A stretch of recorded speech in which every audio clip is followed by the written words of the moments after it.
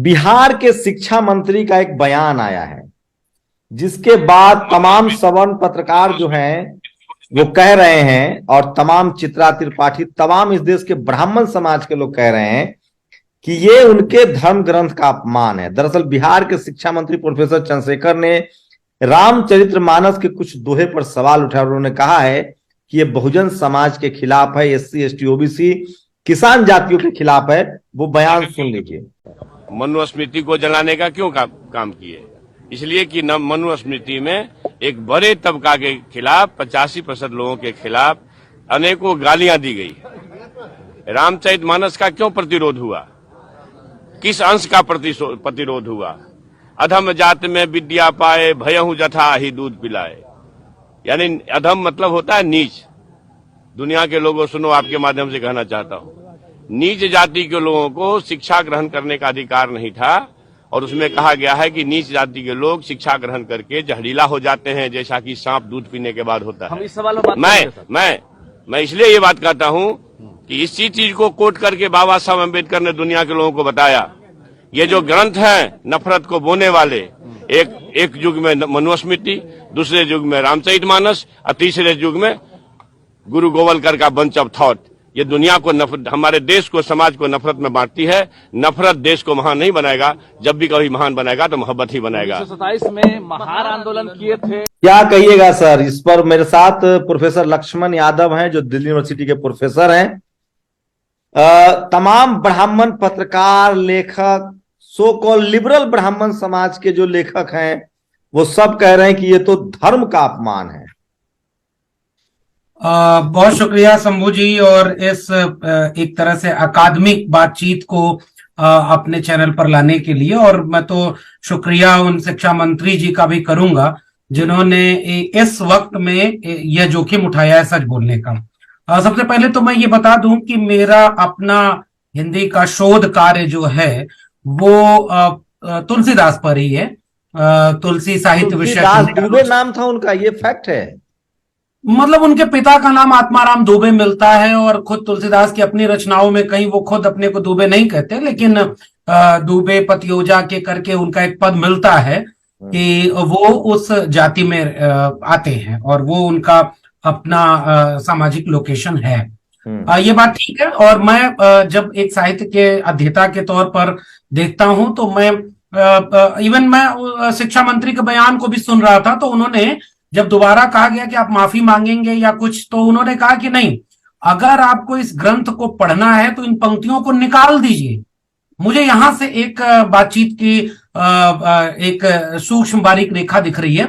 हम बहुत सारे कवियों को, उनके रचनाओं को समग्रता में देखते हैं। हमारे यहाँ हिंदी आलोचना एक विधा है, आलोचना का अर्थ होता है समग्रता में देखना, और हम ये कबूल करते हैं कि अमुक कवि या अमुक साहित्यकार की अमुक बातें इस समाज के लिए बहुत अच्छी हैं और हम उन्हें आगे बढ़ाते हैं। जहां हमें लगता है कि इन बातों में दिक्कत है, जैसे हम कबीर को बहुत मानते हैं, लेकिन कबीर की कुछ पंक्तियां महिलाओं को लेकर के ऐसी हैं कि नारी की झाई पड़त अंधा होत भुजंग, तो हम ये कहते हैं कि यहाँ कबीर से गलती हो गई, ये बात ठीक नहीं है उनकी। वैसे तुलसीदास को मैं जब साहित्य के अध्येता की तरह देखता हूं तो मैं कहता हूं कि एक अच्छे कवि हैं, एक बड़े कवि हैं, उनकी कविता में बहुत शानदार चीजें हैं, उन्हें बिल्कुल खारिज नहीं किया सकता साहित्य की निगाह से। लेकिन जब हम उसका समाजशास्त्रीय विश्लेषण करते हैं तो हम ये पाते हैं कि कई जगहें ऐसी हैं जो घोर आपत्तिजनक हैं, और इसलिए इस बयान में कोई बहुत आश्चर्य नहीं है। हिंदी की दुनिया में तो ये एक लंबा विमर्श रहा है। मैं अगर अपने साहित्यिक शोध के लिहाज से बोलूं तो तुलसीदास को लेकर के कई तरह के विचार रहे हैं। मसलन शंभू जी, अगर मैं थोड़ा सा बहुत सरसरी तौर पर इसका एक पृष्ठभूमि दूं तो हमारे यहाँ एक बहुत बड़े आलोचक रहे हैं रामचंद्र शुक्ल। उन्होंने तुलसी को बहुत बड़ा कवि साबित किया और मानते भी हैं, और बाकी सारे लोग भी मानते हैं। लेकिन बाद में उसी दौर में, उन्हीं के ठीक बाद में, अजय प्रसाद द्विवेदी वो कहते हैं कि भाई आपने तुलसी को बड़ा करने के लिए कबीर को छोटा कर दिया, और कबीर पर वो अपनी रचना लिखते हैं। कालांतर में हिंदी आलोचना में आप देखेंगे कि रांगे राघव, राहुल सांकृत्यायन, यशपाल, शिवदान सिंह चौहान, एक लंबी फहरिस्त उन आलोचकों की है जिन्होंने तुलसीदास की घोर आलोचना की है। इवन अगर मैं कोट करूं रांगे राघव को, शिवदान सिंह चौहान को, इवन राहुल सांकृत्यायन को, जो सारे के सारे अपर कास्ट के लोग हैं, लेकिन उन्होंने कहा कि भाई जब अब मुक्तिबोध का एक आलेख है, मध्यकालीन साहित्य के अध्ययन के कुछ पहलू, उसमें मुक्तिबोध कहते हैं कि जो भक्ति आंदोलन निर्गुण पंथ से शुरू हुआ था, कबीर के तेवर से शुरू हुआ था, वो सामंतवाद, जातिवाद, कर्मकांड, अंधविश्वास, इनके खिलाफ एक सामाजिक सांस्कृतिक विद्रोह करता है। वो तुलसीदास तक आते आते सामंती मूल्यों से समझौता करता हुआ नजर आता है। और फिर से एक ऐसी चीज खड़ी हो गई कि वो तो ये आरोप लगाते हैं कि तुलसी के बाद तो पूरा भक्ति आंदोलन खत्म हो गया। तो रांगी राघव लिखते हैं कि भाई राम नाम का जूठन के प्रताप का जूठन बीनकर खाने वाले तुलसीदास उत्तर भारत की एक बड़ी आबादी को कर्मकांड और अंधविश्वास में ढकेलते हैं। इन सब का प्रमाण मैं दे सकता हूं। शिवदान सिंह चौहान लिखते हैं तुलसी की इन रचनाओं के खिलाफ कि आपने वापस वही एक खास किस्म का मूर्ति पूजक या सगुणवादी परंपरा को स्थापित कर दिया, और इसलिए हिंदी की दुनिया में ये बहस पुरानी है। अब हम राजनीति में जब बात करते हैं तो ऐसा लगता है कि नहीं भाई कुछ भी नहीं बोलना है। मैं 300 रामायणास A.K. रामानुजन का लेख है, दिल्ली विश्वविद्यालय में पहले पढ़ाया जाता था, बाद में लोगों ने हटा दिया। A.K. रामानुजन कहते हैं कि 300 किस्म की रामायण है, राम का कोई एक चरित्र है ही नहीं। और इवन राम एक कबीर के यहां भी है, एक राम दशरथ का बेटा, एक राम है घर घर लेटा, एक राम का सकल पसारा, एक राम सब जग से न्यारा। तो राम जब एक नहीं है, राम के पौंचर्यु में बौद्धिस्ट रामायण में अलग है, जैनों की रामायण में अलग है, कंब रामायण में राम का चित्रण अलग है, वाल्मीकि रामायण में राम का चित्रण अलग है, लेकिन हमारे देश में अकादमिक गंभीर बहस में कुछ नहीं माना जाता। तुलसी के राम प्रिय हैं, तो भाई तुलसी के राम के उत्तरकांड में, ये मेरे पास रामचरितमानस है, और इस रामचरितमानस के उत्तरकांड में बहुत सारे ऐसे लेख हैं। अब जैसे ये 2-3 है, जय बरनाधम तेली कुमारा स्वपचकरात कोल कलवारा।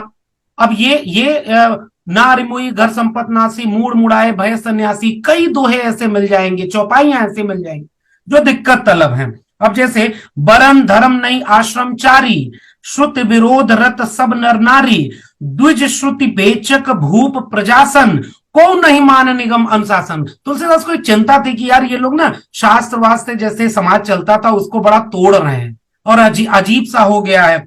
नार विभत्स नर सकल गोसाई, नाचहि नर मरकट की नाही, शूद्र दुजहि उपदेश ही ज्ञाना, और मेल जनेऊ लेहि कुदाना। मतलब रामचरितमानस में शूद्र किसको कहा गया है? देखिए, शूद्र तो वही लोग हैं ना जो वर्ण व्यवस्था में पैरों से पैदा हुए बताए जाते हैं, वो मेहनत कश जातियां। आज के समय में, आज मान लीजिए ब्राह्मण समझ में आता है, क्षत्रिय समझ में आता है, वैश्य समझ में आता है, शूद्र कौन कौन सी आज के समय में SC ST OBC के हिसाब से शूद्र जातियां कौन कौन सी होगी? आज के समय में बिल्कुल वही परिभाषा है, बल्कि ऑब्जेक्टिवली कहीं नहीं मिलेगा। लेकिन आप जब पेशे के हिसाब से जातियां बटी हुई हैं, वर्ण व्यवस्था उस समय लागू है, तो जो शूद्र कहे जा रहे हैं वे लोग ही हैं जो आज की भाषा में कहें तो OBC, शेड्यूल कास्ट और शेड्यूल ट्राइब तीनों हैं। क्योंकि किसान कुंभी जातियों को भी जे बरनादम तेल कुम्हारा और स्वपच किरात कोल कलवारा, ये तो जातियों के नाम सीधे सीधे हैं, और इसमें से सारी जातियां ये OBC में आती हैं। ते विप्रम सन आपो ही पुजावही, उभय लोक निज नाश करावई, निज हाथ नसावई। इसका मतलब क्या है कि कह रहे हैं कि अगर ये सारे ये जातियों के लोग, कथित तौर पर छोटी जातियों के लोग अगर ब्राह्मणों से पूजा कराएं खुद की, तो वो तो क्या लिख रहे, उभय लोक निज हाथ नसावई, दोनों लोक उनका चला जाएगा। तो अब ये उत्तरकांड में लिख रहे हैं कि को नहीं मान निगम अनुशासन, ये और ये निर्गुण पंथ के लोगों ने उस समय एक विद्रोह किया था। वो विद्रोह क्या था कि तू कहता कागज की लेखी, मैं कहता आंखन की देखी, मैं चाहता सुलझावन हारी, तू देता उलझाई रे, मेरा तेरा मनवा कैसे एक होई रे। ये कबीर का तेवर था। वो कहते हैं दुनिया ऐसी बावरी पाथन पूजे जाए। तो ये एक किस्सा और सुना दूं कि बहुत एक विद्वान था जो बहुत वेद पुराण में बहुत प्रकांड था, और जब उसकी मां से उसने कहा कि मैंने सबको हरा दिया है, तो उसने कहा कि कबीर को हराओ तो जाने। तो कबीर के यहाँ वो सारे वेद पुराण शास्त्र बैल पर लाद करके, उस समय यातायात का साधन नहीं था, तो बैल पर लाद करके जाता है, और कबीर के यहाँ तो उनकी बेटी मिलती है। तो वो कहते कबीर कहाँ है, तो कहे मुझे उनसे शास्त्रार्थ करना है। तो बेटी का एक दोहा है, ये प्रसंग है। अब इस प्रसंग में दोहा है, जन कबीर का शिखर घर और बाट से ले ली गैल और पांव न टीके पिपील का पंडित लादे बैल। पूरा का पूरा भक्ति आंदोलन जिसे कहा जा रहा है वो संत परंपरा का एक विद्रोह का, क्रांति का दौर था, जिसमें और मुक्तिबोध अपने लेख में शंभू जी कहते हैं कि ये क्या कारण है कि निर्गुण आंदोलन जो हुआ, संतों का आंदोलन हुआ, उसमें कोई जुलाहा है, कोई मोची है, कोई चर्मकार है, कोई नाई है, वो सब कौन लोग हैं? पलटू, दादू, भीखा, बुल्ले शाह, बाबा फरीद, गुरु नानक, कबीर, रैदास, ये सारे वे लोग थे जिनको जाति व्यवस्था में शूद्र कहा गया था। जब इनके बीच से कवि आते हैं तो वो सामाजिक और सांस्कृतिक क्रांति करते हैं। अच्छा, ये मुगलों का दौर है जब तुलसीदास दुबे लिख रहे थे, क्या मुगलों पर उन्होंने कुछ नहीं लिखा? वैसे कोई मिलता नहीं है मेरे पास, तो किताब है, कहेंगे तो आप दिखा देंगे। मुगलों को छोड़िए शंभू जी, अब इनके इतिहास के हिसाब से समझें तो अकबर के समकालीन मिलते हैं तुलसीदास जी, और बाबरी मस्जिद तो तब तक टूट चुकी होगी, एक लफ्ज नहीं है उसके ऊपर। राम का सबसे बड़ा उपासक, न उसके पहले हुआ न बाद में हुआ, इनकी भी परिभाषा मान ले तो। और वो कवितावली के उत्तरकांड में लिख रहा है कि धूत कहो, अवधूत कहो, रजपूत कहो, जुलाहा कहो को। आखिरी में आकर के तुलसीदास को समझ में आ जाता है कि जात व्यवस्था बहुत खराब है। ब्राह्मणों के होने के नाते तुलसीदास को भी ब्राह्मणों का शिकार होना पड़ा कि जो कथा देववाणी में थी वो तुमने अवधि में लिख दी। रांगे राघव राहुल को लेकर, हाँ, कि वो देववाणी की कथा है और तुमने अवधि में लिख दी। तब रांगे राघव, राहुल संकृत्यायन, शिवदान सिंह चौहान, ये लोग क्या कहते हैं कि ये तुलसीदास की साजिश है। जो कथा संस्कृत में थी, कम लोग जानते थे, उस कथा को अवधि में करके जनमानस में फैला दिया। तो कई तरह के विमर्श चलते रहते हैं और उस पद में लिखते भगवान वाल्मीकि के रामायण में और तुलसीदास के तो रामायण में और पेरियार के सच्ची रामायण में ये क्या है, मतलब क्या है तीनों? बहुत अंतर है। मैं वो वाला पद बता दूं जो आप कह रहे थे कि मुस्लिम शासकों के लिए नहीं लिखा है। तुलसीदास लिखते हैं, मांग के खैबो और मस्जिद में सोइबो, लेबे को एक न देबे को दो। और मस्जिद में सोने वाले तुलसीदास के नाम पर, उनके प्रिय राम के नाम पर, इस देश में मंदिर और मस्जिद के नाम पर क्या हो रहा है वो इस देश के लोगों को विचार वो मस्जिद में सोते थे। अरे उन्होंने खुद लिखा है, कवितावली उत्तरकांड, मांग के खैबो मस्जिद में सोइबो। हालांकि कुछ लोगों ने ये आलोचना भी की कि निर्गुण पंथ के जितने कवि थे ना, श्रमजीवी तबके से आते थे, वो श्रम करके जीने की कामना करते थे। तुलसीदास की तो इस पर भी आलोचना हुई कि मांग के क्यों खाएंगे भाई, लेकिन फिर भी तुलसीदास की इस पर तारीफ हुई कि आप कह रहे हैं कि मस्जिद में सोऊंगा और मेरा जात पात न चाहूं कहो को जात पात। अंतिम समय में तुलसीदास ये भी कहते हैं, लेकिन जहां तुलसीदास गलत कहते हैं उसको तो कहना पड़ेगा। और मेरे पास एक किताब है, सच्ची रामायण पर आते हैं अभी थोड़ी देर में, हिंदू समाज के पथभ्रष्टक तुलसीदास, ये पुस्तक है जिसके संपादक है विश्वनाथ, विश्व बुक्स प्रकाशन से प्रकाशित हुई है। और गौर करिए इसके लेखक कौन है, तमाम वो लोग जो थोड़ा आर्य समाजी परंपरा से जो लोग आए थे, उन्होंने तुलसीदास की आलोचना की थी। और इसमें गंगा साहेब प्रेमी, राम प्रिय शरण सिंह, सच्चिदानंद मिश्र, चंद्रशेखर मिश्र, तमाम लोग कह रहे हैं कि तुलसीदास तो बड़े गड़बड़ कवि थे, हिंदू समाज के पथभ्रष्टक।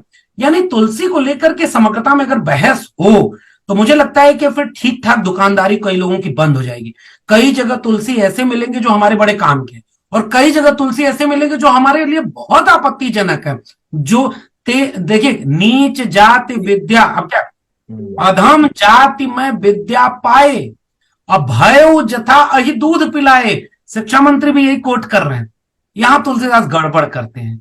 अब वो कहते हैं, चला ही स्वधर्म निरत श्रुत नीति, तुलसी के राम राज्य में आदर्श लोक वह होगा जिसमें सब लोग जिसका जो धर्म, जिसका जो पेशा बनाया गया है वेदों पुराणों में, उसका पालन करेंगे। इसकी आलोचना होती है कि वर्ण व्यवस्था को उनके पहले के कवियों ने खारिज कर दिया था और वर्ण व्यवस्था को तुलसीदास मानते हैं। यहां तुलसी की कठोर आलोचना होती है। मतलब तुलसीदास से ज्यादा जातिवादी तो आज के पत्रकार हैं। मतलब हम लोग जितना ज्यादा डेवलप कर रहे हैं उतना कास्टिस्ट हो रहे हैं।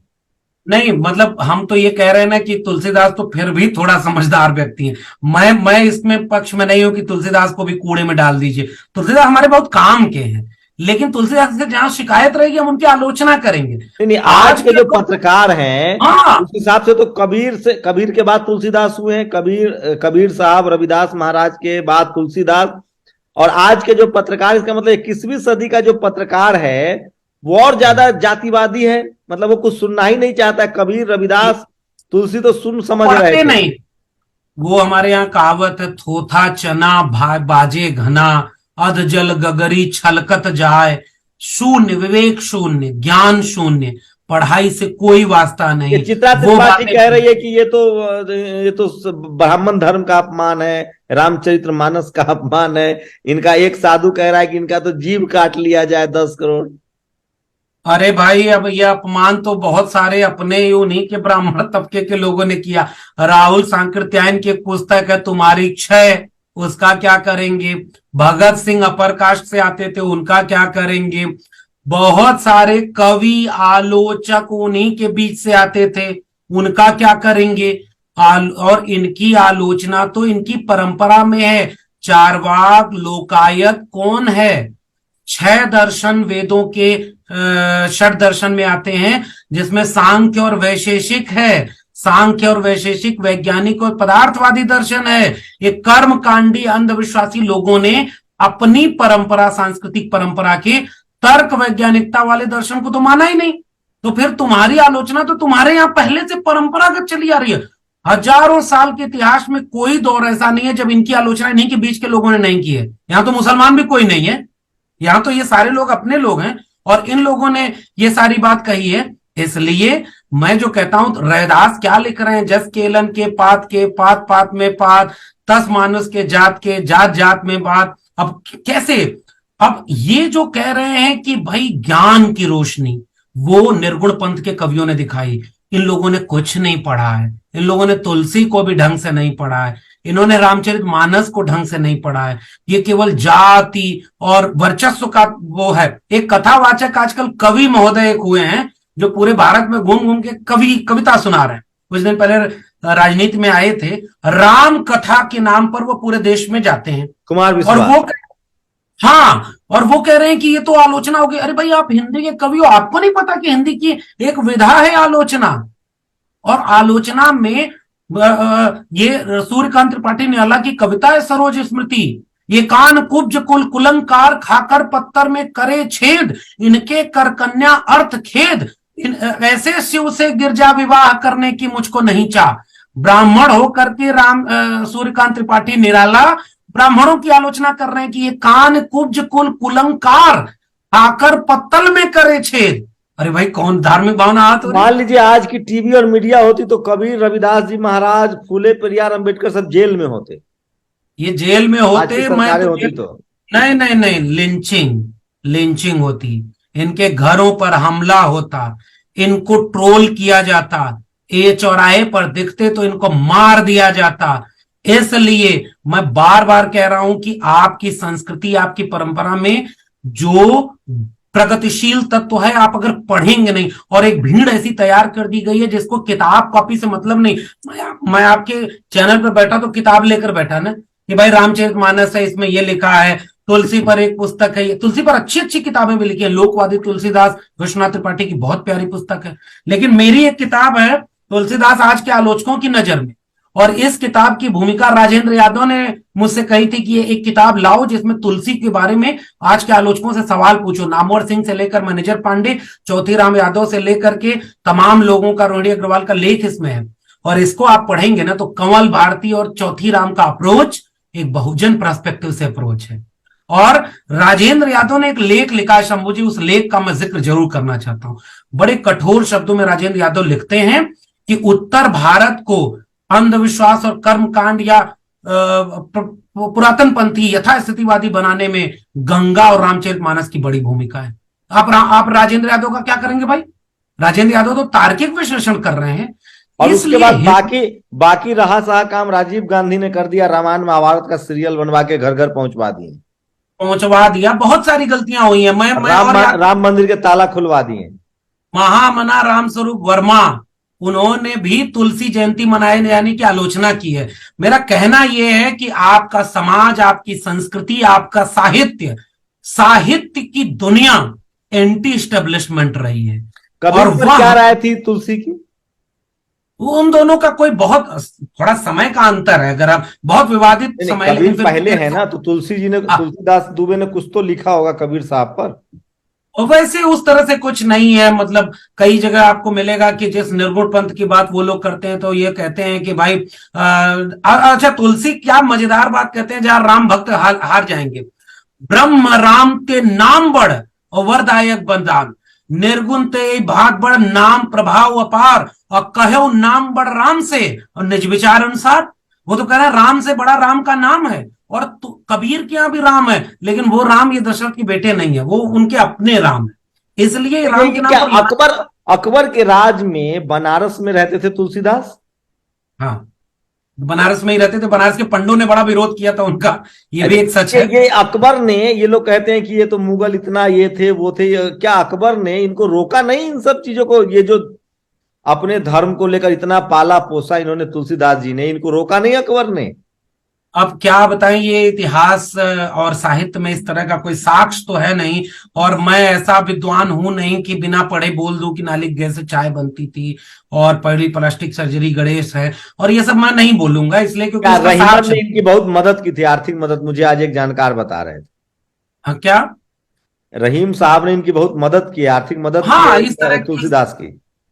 इस तरह के बहुत सारे साक्ष्य मिलते हैं। और इवन मैं तो कह रहा हूं, जिन ब्राह्मणों ने तुलसीदास को की आलोचना की, उनकी शिकायत की, बाद में तुलसीदास की रचना उनके बड़े काम आई और उनका पूरा बिजनेस चलने लगा और आज तक उसका पाठ होता रहता है। बहुत तरह का पाठ है। इस पाठ में कम से कम उन लोगों मतलब साहित्य को ही इन लोगों ने, मतलब एक लकीर, मतलब जो साहित्य था, ऐसे भी सच्ची रामायण को लेकर भी रियालाल सिंह यादव ने केस जीता है, और रामायण महाभारत को ऐसे भी यहाँ साहित्य ही कहा गया है।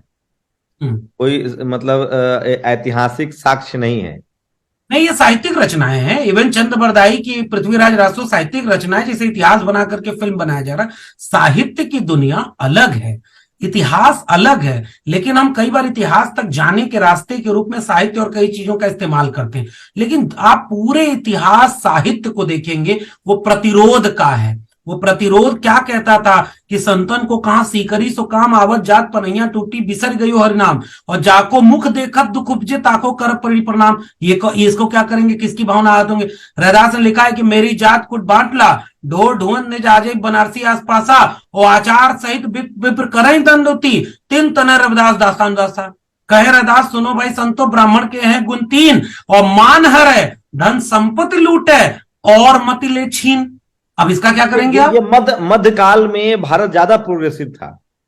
मुझे नहीं, कई दौर ऐसे आए हैं। पहला दौर ऐसा है जब तथागत बुद्ध का है, वो 6वीं शताब्दी ईसा पूर्व का दौर है, जो तर्क विवेक वैज्ञानिकता का दौर है, और वहां से एक परंपरा आगे बढ़ती है। बाद में आकर के आप देखेंगे सिद्धोनाथों की एक परंपरा आती है, जो बुद्धिज्म की एक नई शाखा के रूप में आती है, और वहां पर एक रेडिकल एंटी, मतलब पाखंड, अंधविश्वास, जातिवाद, सबके खिलाफ वो लिखते हैं। उसके बाद हिंदी में 13वीं 14वीं शताब्दी के आसपास, लगभग 1350 से 1650 माना जाता है कि भक्ति काल है, और इसका नाम भक्ति काल रख दिया गया। और वहां से वो निर्गुण परंपरा का एक क्रांतिकारी दौर है। वहां पर इतने रेडिकल, जात जात के फेर में उलझ रहे सब लोग, और मनुष्यता को खा रैदास जात का रोग, कैसे लिख रहे हैं वो? इतना रेडिकल क्या लिख रहे हैं?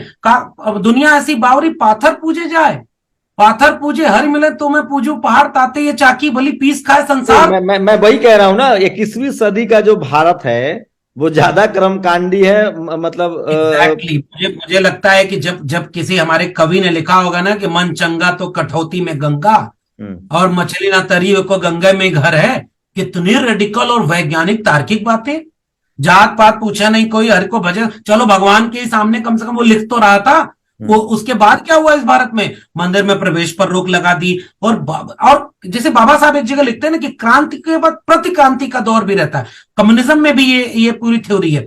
जब इस तरह की मानवतावादी, समानता वाली, प्रतिरोध की धाराएं रहीं, जो वर्चस्वशाली ताकतें हैं उसके खिलाफ उन्होंने काम किया। उन्होंने बुद्धिज्म के भी खिलाफ काम किया, उन्होंने निर्गुण पंथ के क्रांतिकारी संत परंपरा के खिलाफ भी काम किया, उन्होंने उसके बाद नारायण गुरु बसवन्ना चोखा मेला उससे होते हुए फूले पेरियार और अंबेडकर वाली धारा के खिलाफ भी काम किया। आज तो ऐसा लगता है कि ज्ञान की बात ही नहीं हो रही है। डॉक्टर अंबेडकर की किताब रिडल्स ऑफ हिंदुइज्म ये लोग प्रकाशित करते हैं, गुलामगिरी ज्योतिबा फुले की प्रकाशित करते हैं। एक बार पढ़े ना, इस भारत को पढ़ने दो। पढ़ेगा इंडिया तभी तो समझेगा इंडिया, और समझेगा इंडिया तभी तो कुछ बूझेगा इंडिया। आप कह रहे हो मेरी जाति का अपमान हो गया, मेरे धर्म का अपमान हो गया। अरे भाई, एक धर्म नहीं, एक राम नहीं, कई तरह की व्याख्याएं, कई तरह का प्रमाण है। कहेंगे तो किसी दिन मैं दिखाऊंगा 300 रामायणास, 300 के, और लोहिया को मिसकोट कर रहे हैं ये लोग। अभी मैं सुन रहा था कोई इनका बिहार का मंत्री कह रहा है कि लोहिया तो रामायण पाठ कराते थे। अरे भाई, रामायण मेला लगाने वाले लोहिया यह लिखते हैं बाकायदे। एक दो तीन चीजें, कोई कहे कि ये ऐतिहासिक पुरुष है तो मैं कह रहा हूं नहीं, ये झूठ है। रामकृष्ण और शिव ये हमारे सांस्कृतिक प्रतीक है, नंबर 1। और नंबर 2, लोहिया एक रामचरितमानस वाले राम की नहीं, सही जितने भाषाओं में, भारतीय भाषाओं में राम कथाएं हैं सबको मेले में लगवाते थे। और ये तो कुछ नहीं कर रहे, ये केवल एक राम जो इनके एजेंडे में फिट है, जिसका फोटो तक बदल दिया विश्व हिंदू परिषद ने। पहले वाले राम का फोटो, अब फोटो कब आया मैं अभी उस इतिहास में नहीं जा रहा हूं शंभू जी। राजा रवि वर्मा से लेकर के किसकी देवताओं की फोटो कब बननी शुरू हुई मैं नहीं जा रहा। पढ़ेंगे लोग, नहीं तो कल को मेरे और आपके ऊपर भावना आहत होने का केस लगा देंगे। मैं तो वो तथ्य कह रहा हूं, विश्व हिंदू परिषद और हिंदू ये आरएसएस वाले एजेंडे के पहले राम एक सौम्य, सहज, एक छवि वाले थे। इन्होंने राम को अपने मुताबिक गढ़ा, और अब राम के नाम पर कोई डिबेट नहीं चाहते। ये राम के नाम पर केवल उन्माद चाहते हैं, जो खुद राम उन्माद नहीं करते। पूरे रामचरितमानस में राम को गुस्सा कहां आता है? बिना नमानत जलद जड़ गए 3 दिन बीत, बोले राम सकोप तब भय बिन होइन प्रीत। वहां जाकर के 2-4 जगह राम कथा तक को मिसकोट करते हैं। राम के साथ सबसे बड़ा अन्याय इन लोगों ने किया है, मेरा तो क्लेम ये है। और वो कह रहे हैं कि अगर अरे भाई, दोहा पढ़ा है उस मंत्री ने बिहार के, वो अगर दोहा इस रामचरितमानस में न हो तो बता दीजिए। और शंभू जी एक और बात बताएं, तुलसीदास के ऊपर जो रांगे राघव, राहुल सांकृत्यायन और तमाम लोगों ने एक आरोप लगाया, और बाद में दलित साहित्यकारों और स्त्रियों ने भी बहुत शिकायतें की। उन्होंने कहा सीता निर्वासन और शंभुक वध जो वाल्मीकि रामायण में है, रामायण से गायब कर दिया। ये नहीं, रामचरितमानस से गायब कर दिया। ये भी वाल्मीकि रामायण का, मुझे तो आज एक जानकार ने बताया कि जो भगवान वाल्मीकि की रचना है वो रावण आयान था। हाँ, अब ये मैं मेरा अध्ययन उस पर नहीं है तो मैं उस पर कोई टिप्पणी नहीं करूंगा। जितना मेरा अध्ययन है मैं उस पर टिप्पणी कर रहा हूं। मैंने तुलसी पर काम किया है। रावण पर भी तो लिखा गया होगा ना सर? वो भी लिखा गया है, और रावण पर तो अच्छा, देखिए 2-3 किस्सा सुनाऊं। हनुमान को उत्तराखंड के एक इलाके में, उसका नाम आप कहेंगे तो मैं उस जगह का नाम बता दूंगा, कि वहां हनुमान को लोग दुश्मन, द्रोणगिरी पर्वत जहां से ये कथा मिलती है कि वो संजीवनी के लिए ले गए थे, वहां के लोग हनुमान का विरोध करते हैं। दक्षिण भारत में रावण की पूजा होती है, और भारत में आज की डेट में भी दर्जनों मंदिर रावण के हैं। विमर्श अलग है भाई, सांस्कृतिक विमर्श में आओगे तो सबकी भावनाएं होती हैं। महिषासुर को भी मानने वाले यहाँ लोग हैं, रावण को भी मानने वाले लोग हैं। लेकिन 21वीं सदी में आज संवैधानिक दौर में भी जो लोग जाति के नाम पर शोषण कर रहे हैं, वो मतलब उस पर बात करने के लिए भी तैयार नहीं है। तो मैं सिर्फ ये समझना चाह रहा हूं कि जो कबीर का भारत है, जो संत श्रीमणि रविदास जी महाराज का भारत है, जो तुलसीदास का भारत है, उसमें ज्यादा चर्चाएं हैं, उसमें डिस्कोर्स है, बहस है। अब जो ये जो मोदी जी वाला भारत है 2014 के बाद, इसमें न पढ़ाई लिखाई है न डिस्कोर्स है, इसमें बैन है। पहला तो हमला इसीलिए शिक्षा विश्वविद्यालयों पर ही किया गया।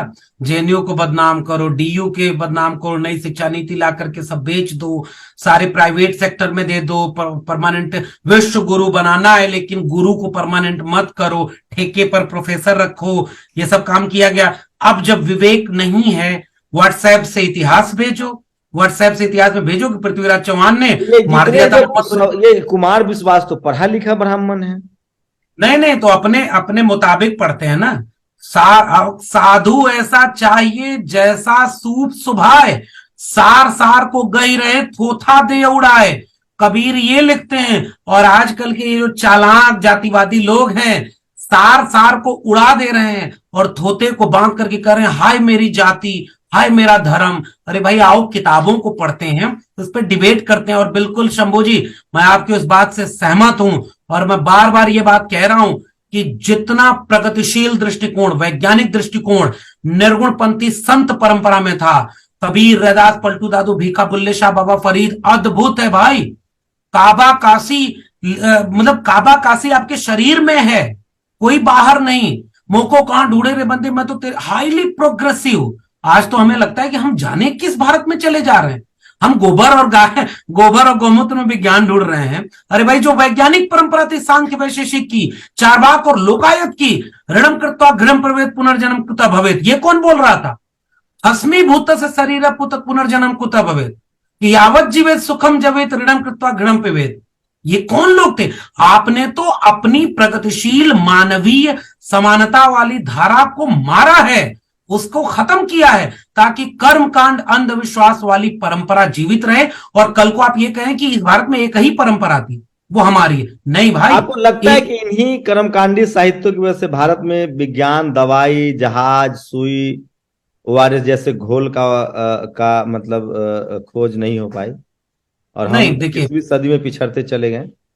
इससे भी बारीक बात कहूं, मान लीजिए मैं एक नया भारत बना रहा था और उस भारत में शिक्षा का अधिकार, पढ़ने लिखने का मौका किसको दूंगा? अगर मैं जातियां देख करके, उनकी सामाजिक स्थिति देख करके अगर मैं दूंगा, तो एक वह तबका, बढ़ई को पता है कि लकड़ी के कैसे कैसे इस्तेमाल हो सकते हैं, कुम्हार को मिट्टी की खुशबू से लेकर रंग तक पता है कि किससे घड़ा बनेगा, किससे नहीं बनेगा, धोबी को पता है कि कैसे रेत से, एक किस्म की रेत से कपड़ा साफ हो जाएगा, जो ताड़ी उतारने वाले को पता है कि विज्ञान कैसे काम करता है, जो चर्मकार है उसको चमड़े की पहचान है, जो पशुपालक जातियां हैं उनको पशुओं की पहचान है, जो कृषक जातियां उन्हें मौसम का पता है।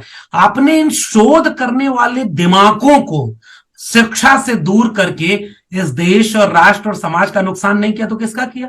और जब आपने शोध वाले जो जमात थी उसको शिक्षा से दूर कर दिया और जो परजीवी जमात थी उसको शिक्षा का सब कुछ सौंप दिया, तो शोध कहां से होगा? इसलिए आपने अपने विज्ञान को पीछे कर दिया, ये मेरा कहना है।